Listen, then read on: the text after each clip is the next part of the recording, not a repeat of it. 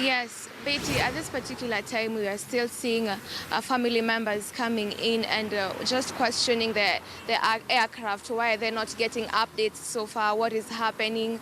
And finally, we've actually managed to speak to one of the family members who's lost a cousin. And maybe if I give him that opportunity to actually tell us when was the last time he talked to the cousin, what happened, and what are the expectations and what are they getting so far from SACS. Asante sana kuungana nasi. Karibu. Ningependa utuambie labda jina ya ndugu yako alikuwa anaitwa nani na ni saa ngapi uliongea naye mwisho jana? Ndugu yangu alikuwa anaitwa Abdi. Mara ya mwisho tuliongea mimi mwenyewe ilikuwa juzi, lakini familia bibi yake na watoto wake ndio waliongelesha mara. Alikuwa ametoka saa 10 Kitale. Tulikuwa tunangoja airport. Kijana mwingine alikuwa anangoja airport akakosa. Baadaye saa 11 na kitu tumesikia ndege imeanguka. Yaani ndege haipatikani kama imeanguka, kama imebotea kabisa. Usiku tena tumesikia habari ndege imeanguka sehemu za Mahimahio area na Naivasha. Kidogo tukangoja hatupati habari za kutoka kampuni ya ndege, pia hatupati habari, hata kupigia mahali ingine simu. Lakini baadaye asubuhi tena tumekuja, bado hatukupata habari kamili.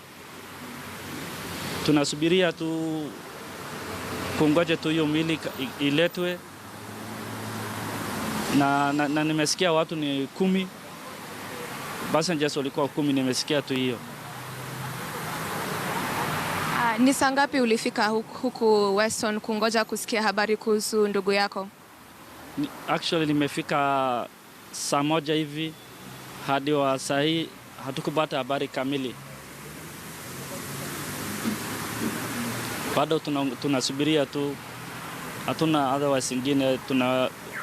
Na nimesikia watu wengine walitafuta, wamechukua helikopta, lakini sisi hatuna uwezo ya kutafuta mwili, tunasubiria tu hapo. Hiyo ndo hali yetu sasa inakaa hivyo. Na sasa hivi mmepata ripoti yote kutoka kwenye aircraft yenyewe? Hatukupata any report. Hata watuambie inaendelea hivyo, inashughulikiwa hivyo. Hakuna kitu wametuelezea hadi wa saa hii. Na labda wamewaambia masaa yenye mnafaa kungoja ndio wanaweza zungumza na nyinyi?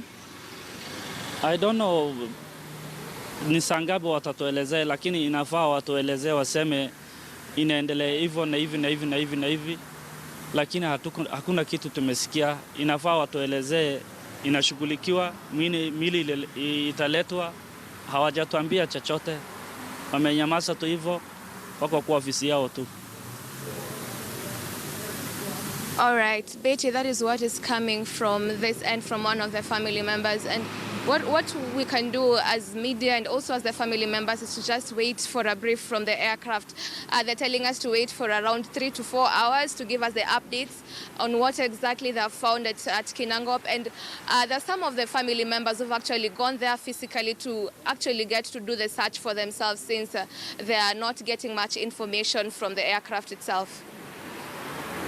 We know they're speaking to a family member of one of the people who was aboard that missing aircraft. We'll, of course, keep an eye on that developing story for you here on KTN News. We'll not take a short commercial break. Coming back in a few moments. Do not go away.